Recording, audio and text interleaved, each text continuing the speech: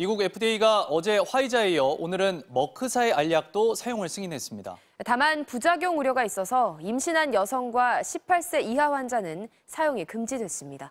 워싱턴 김수진 특파원입니다. 미국 식품의약국 FDA가 화이자의 코로나19 치료제에 이어 머크사의 알약 몰루피라비르의 긴급 사용을 승인했습니다. 다만 사용 대상은 제한했습니다. 18세 이상 성인으로 중증으로 진행될 가능성이 있는 초기 증상의 환자에게 사용할 수 있지만 다른 치료 대안이 없을 경우에 사용하도록 권고했습니다. 18세 미만 청소년에 대해서는 뼈의 발육에 영향을 미칠 수 있다는 이유로 사용이 금지됐고 임신한 여성에게는 기형아 출산 가능성이 있어 사용을 금지했습니다. 또 가임기 여성의 경우 복용하는 동안 피임을 하게 했고 남성도 최소 3개월은 피임해야 한다고 FDA는 설명했습니다. 앞서 긴급 승인된 화이자의 알약 팍스로비드가 12세 이상 감염자 중 중증으로 진행될 가능성이 있는 환자에게 폭넓게 처방할 수 있도록 한 것과 비교하면 매우 제한적인 승인입니다. 약효도 화이자 알약에 비해 낮은 것으로 나타났습니다. 몰루피라비르가 입원과 사망을 낮추는 비율은 30%에 그쳐 90% 가까이 되는 화이자 알약에 비해 크게 떨어졌습니다. 그럼에도 FDA가 몰루피라비르를 승인한 건 코로나19와의 싸움에서 화이자 알약과 함께 다양한 선택권을 제공할 것으로 기대했기 때문으로 해석됩니다. It's going to transform the way that we can treat COVID-19 and help to avert those dreaded hospitalizations, ICU stays, and death. 머크사의 알약은 닷새 동안 총 40알을 복용하는데 가격이 $700, 83만 원으로 미국 정부는 이미 500만 회분을 선구매했고 한국도 24만 명분을 확보한 것으로 알려졌습니다.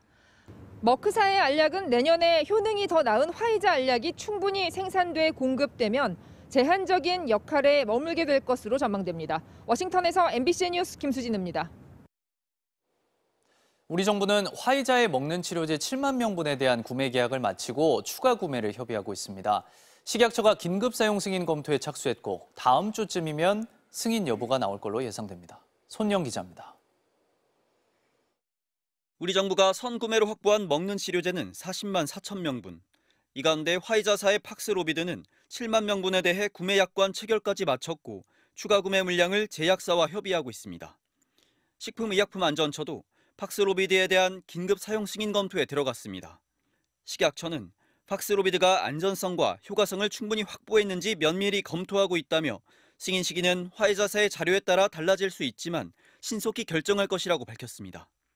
이미 지난달 10일부터 화이자사의 자료를 받아 사전 검토를 진행하고 있는 데다 미국 FDA 승인을 받은 만큼 국내에서의 사용 승인도 올해 안에 결정될 걸로 보입니다.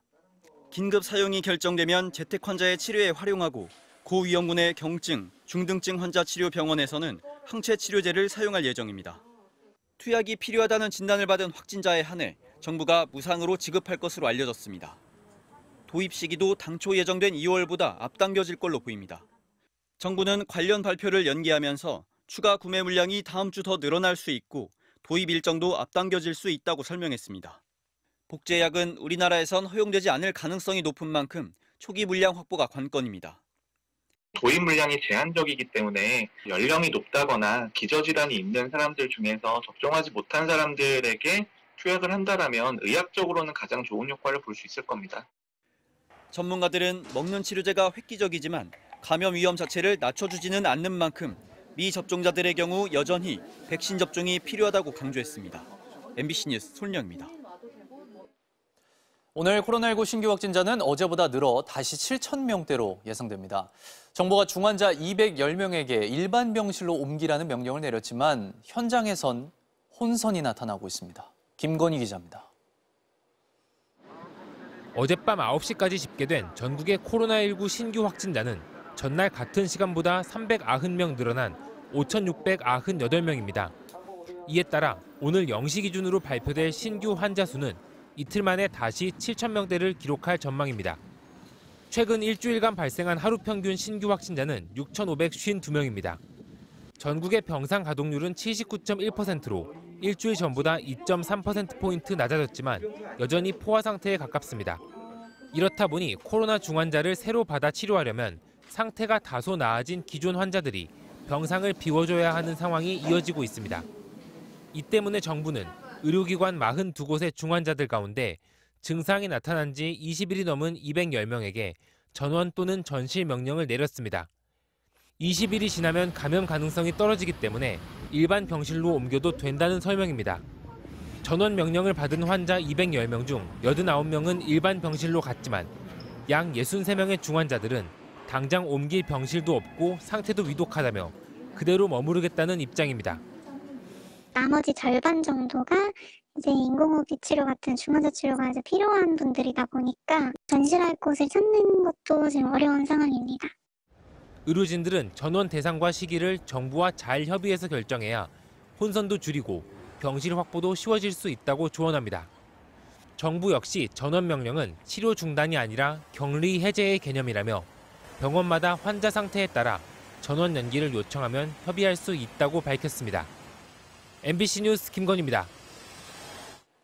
더불어민주당 이재명 후보는 경선 경쟁자였던 이낙연 전 대표와 만나 함께 국가비전과 통합위원회 공동위원장을 맡기로 했습니다.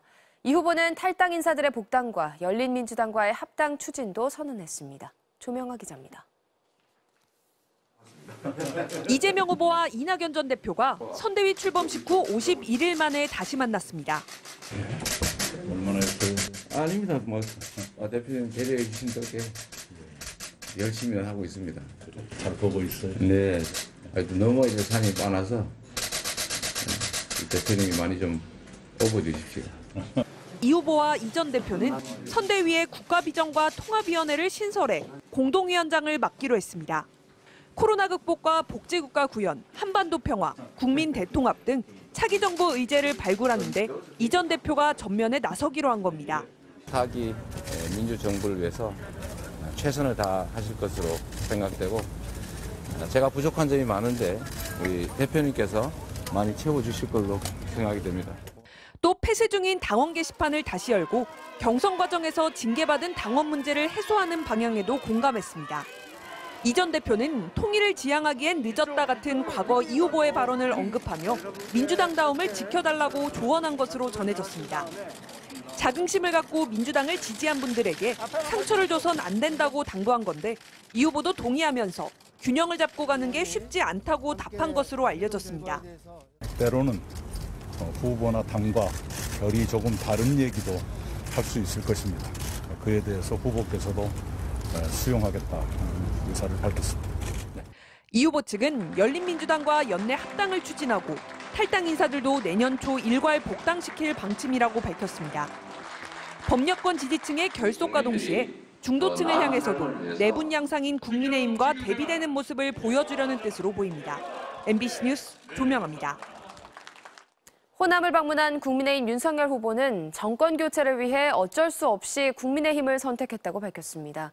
또 80년대 민주화 운동 중에는 수입된 이념에 사로잡힌 것도 있다고 말해 부적절한 발언이란 비판도 나왔습니다. 김정인 기자입니다. 전남 선대위 출범식에 참석한 윤석열 후보, 국민의힘 입당은 어쩔 수 없었던 선택이라고 했습니다. 정권을 교체를 해야 되겠고 민주당에는 들어갈 수가 없기 때문에 제가 부득이 이 국민의힘을 선택했습니다마는 엄청나게 많은 혁신이 필요하다.